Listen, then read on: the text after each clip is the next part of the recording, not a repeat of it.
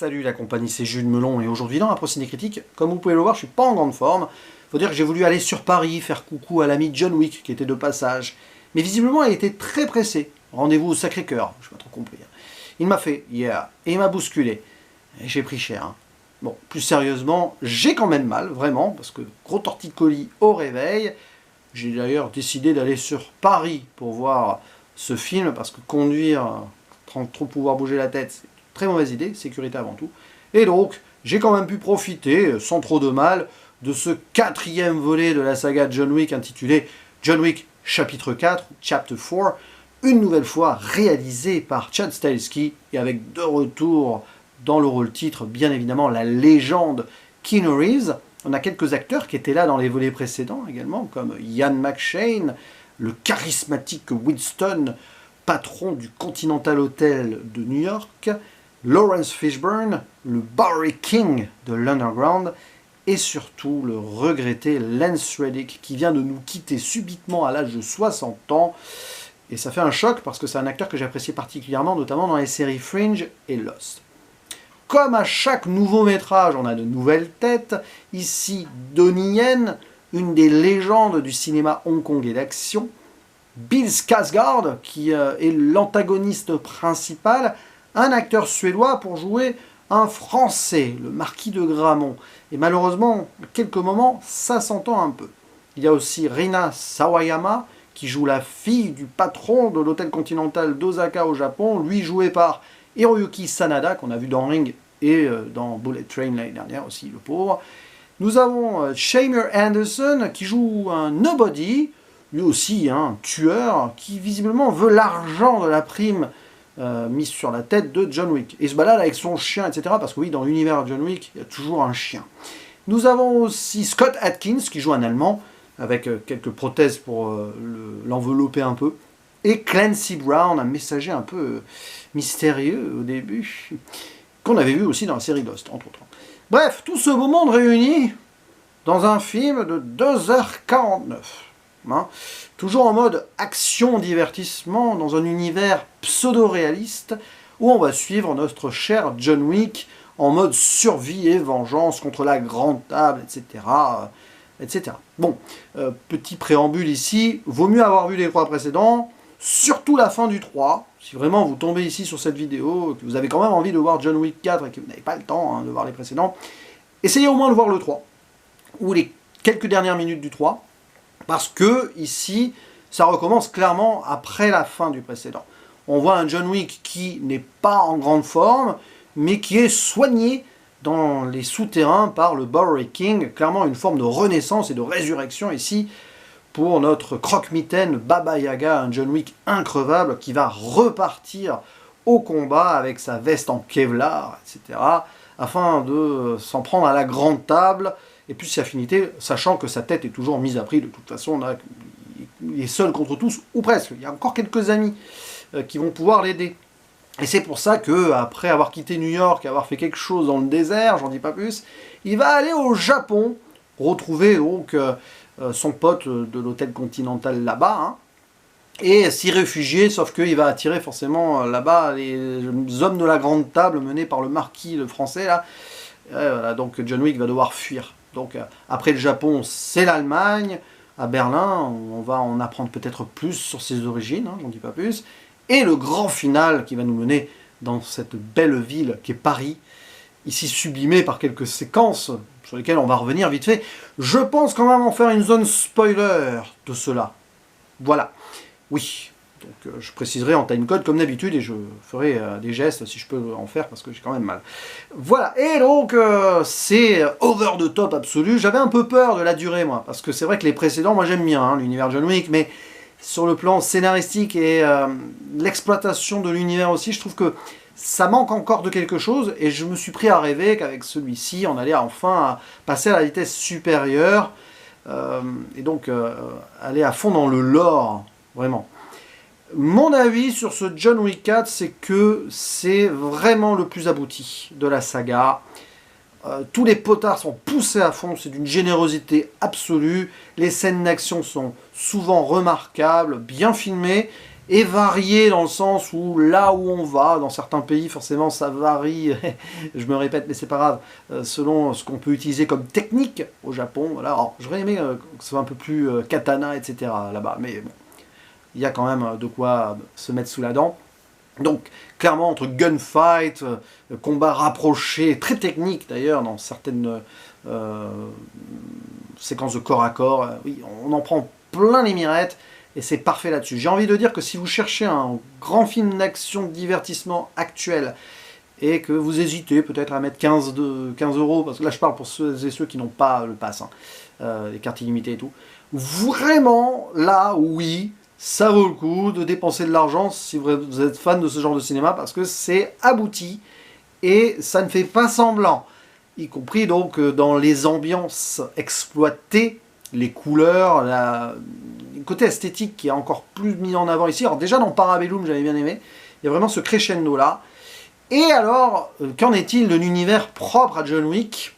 Déjà dans le précédent, on avait ses origines, du côté soviétique, dans une mafia biélorusse, avec son vrai nom, avec la directrice là qu'on voyait, jouée par Angelica Houston. Et bien là, j'ai envie de dire que quand même, on touche quelque chose. Il était temps. On arrive au 4e, voilà. Et ça renforce un petit peu les thématiques que nous avons ici, qui sont autour de la famille et de l'amitié. Parce que je le disais, John Wick, il part au Japon pour se réfugier auprès d'un ami, mais il y a un autre ami commun, d'ailleurs à lui et à... il s'appelle Keita, je crois, enfin je sais plus comment il s'appelle, le monsieur qui est joué par Nakata. Non, Hiroyuki Sanada, c'est Shimazu. Bref, le patron du Continental Hotel au Japon, on va dire ça comme ça, qui est un ami de John Wick, qui le protège donc, et ben ils ont un pote commun qui s'appelle Kane, qui lui malheureusement va passer du côté obscur parce qu'il est menacé, et puis sa fille avec, voilà. Et c'est un personnage remarquable, qui va faire le pont entre John Wick et les antagonistes, d'ailleurs c'est assez intéressant là-dessus, qui est aveugle, et qui a une façon de combattre. Donnie Yen est génial dans ce rôle-là. Ça peut paraître comme ça facile à dire parce que c'est un grand monsieur de ce cinéma-là, Donnie Yen. Mais oui, évidemment, les Ip Man, etc. Il y a tout là-dedans. Il y a peut-être plus encore. Moi, je suis très novice dans le cinéma hongkongais. Je sais pas, est-ce qu'il y a du Drunkenmeister, par exemple, peut-être. Vous me le direz dans les commentaires. Mais alors, à chaque fois qu'il est là, ça fait mouche avec un côté nonchalant comme ça, dû à son handicap, mais pas que. Et c'est génial, ça donne lieu à quelques scènes qui sont marquantes. Limite, on le voit pas assez à un moment, pour des raisons qui sont évidentes, mais après voilà.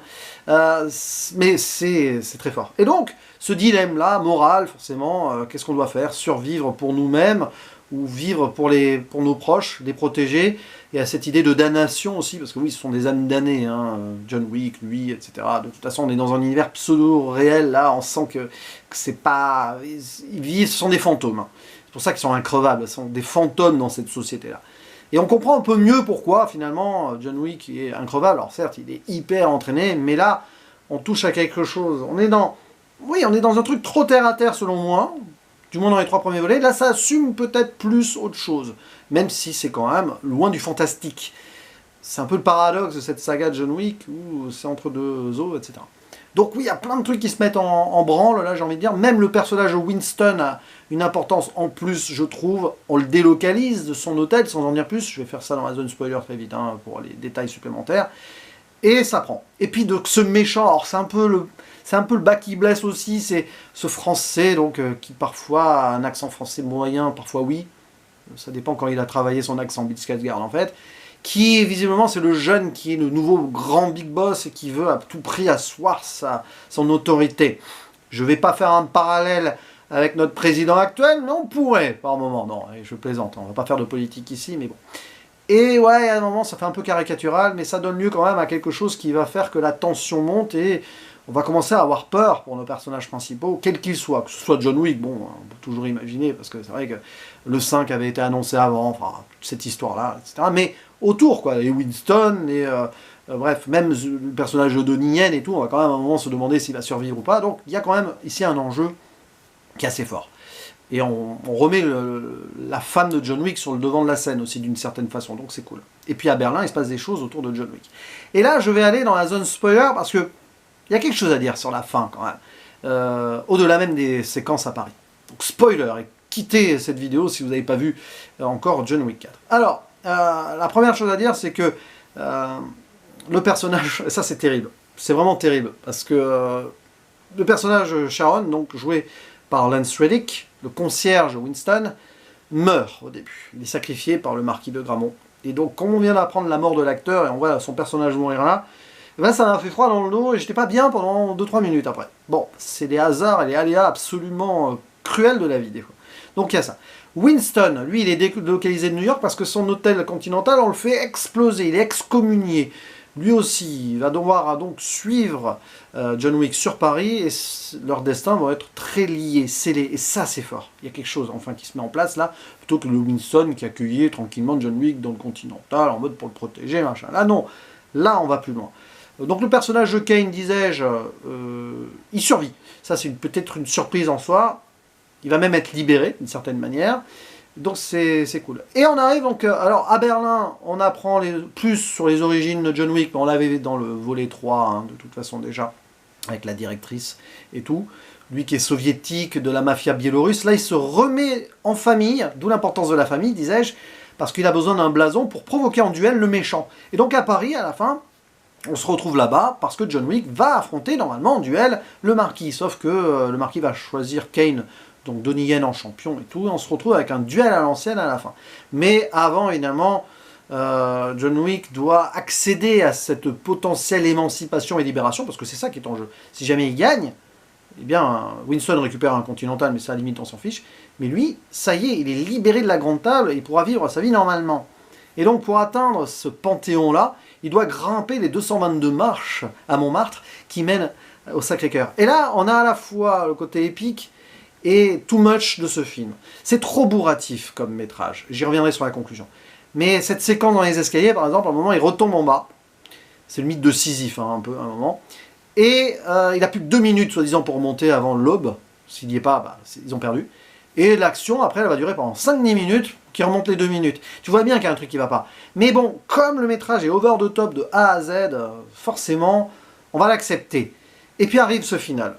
Et c'est là où il se passe un truc. John Wick meurt. Et c'est pas genre, oh il est mort mais on va pouvoir avoir une...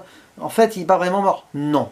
John Wick meurt dans ce duel, mais il le gagne quand même parce qu'il a gardé une balle avant de mourir, donc on tue le méchant, voilà, tout ça. Donc tout le monde gagne en fait. Hein.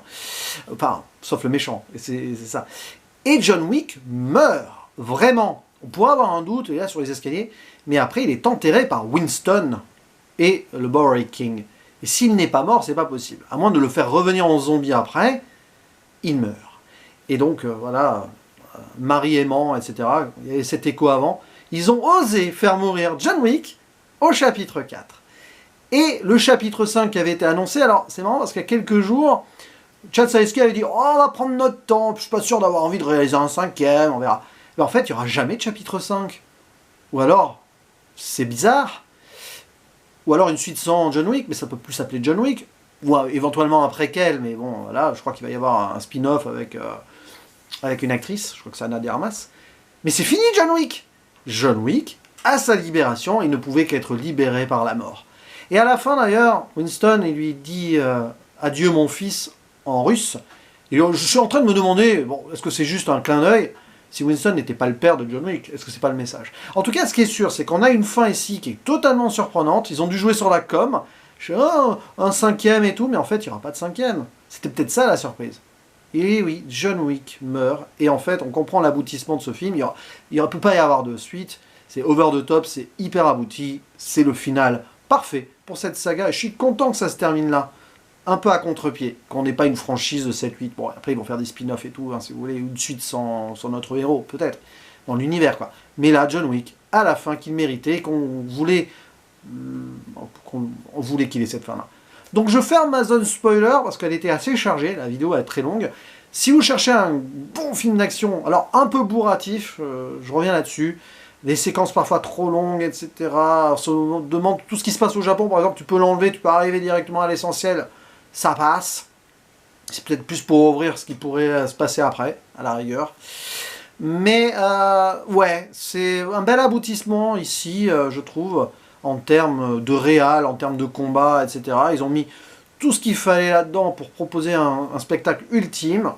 Reste à voir après, évidemment, où est la limite. C'est que, à trop vouloir en mettre à un moment...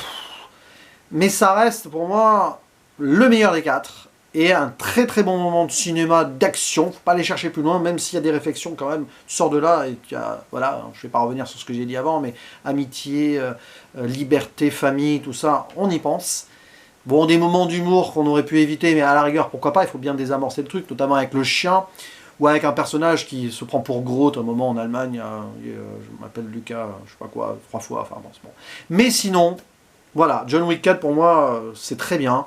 Vous pouvez aller le voir, comme je le disais, voyez au moins la fin du 3 avant, mais vous en aurez clairement pour votre argent. Et c'est tout ce que j'avais à dire, et c'est super long, et c'est trop long. J'arrête ici. En commentaire, vous pouvez dire donc ce que vous avez pensé de ce film. Si vous voulez spoiler, vous le précisez. Spoil, etc. Et on en parle en dessous. Hein. Et je vous dis à la prochaine, ciao.